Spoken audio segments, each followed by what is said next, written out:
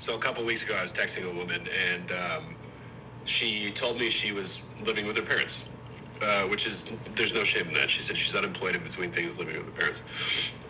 Same, like two sentences. She asked where I lived. I told her I rent a house. Verbatim, she said, "Ooh, men who don't own property are a red flag." Live from her parents' basement, she said this. Yes, even live from her parents' basement, she feels like this guy is beneath her, and it's because of social media.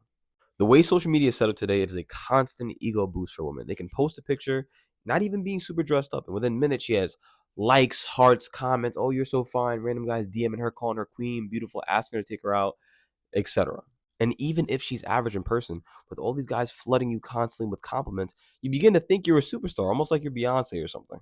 That type of consistent validation through absolutely no work over time rewires her brain psychologically to think, if all these guys are chasing me and they want to talk to me and spend time with me, I must be a goddess. I must be a queen. I must deserve and demand the best, when actually, I don't.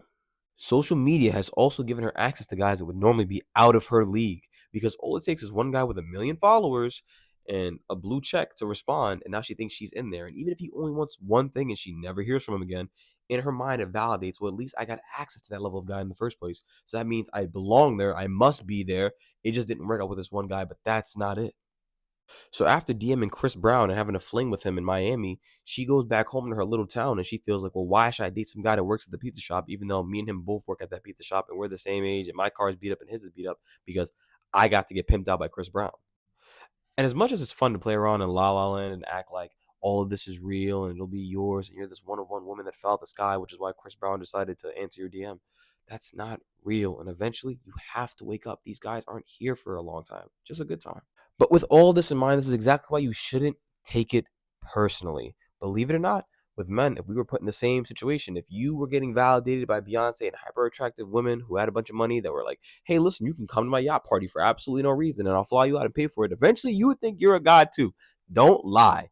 But you have to stay focused on what you're doing for you and your growth, your success, and your future. Because once you've reached that level, you then get to pick who you want around you, both romantically, etc. And hopefully you make the right choice. But have you ever had a weird experience with somebody who had less than you but wanted more? Let me know down in the comments below.